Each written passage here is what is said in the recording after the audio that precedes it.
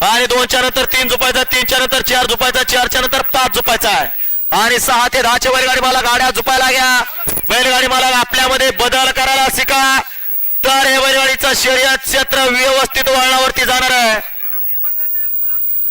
परभणी जिल्ह्याचे नामवंत बैलगाडी मालक दिलीप नाना कवळे यांचं देखील या मैदानामध्ये सहर्षाचं स्वागत आहे. नाना आपलं ही एक सुप्रसिद्ध बैलगाडी मालक आणि एक आयोजक.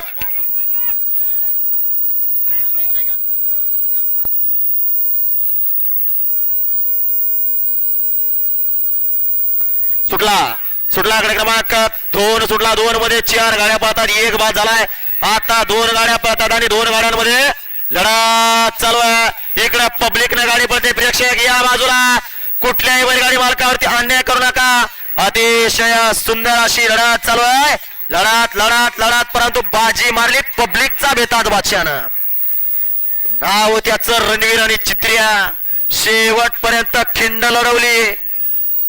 घ्या निकाली पंच, निकाली उद्या. चला बाळू भाऊ आपण निकाली पंच या, निकाल घेऊन चला. मधनं गाड्या सोडणार. आयोजक ऐकायला येते का? गाड्या सोडणार रे, बाजूला घ्या. चला गाड्या सोडून येणार रे या बाजूला. गाड्या सोडणार रे या बाजूला. चला ऐकायला येते का?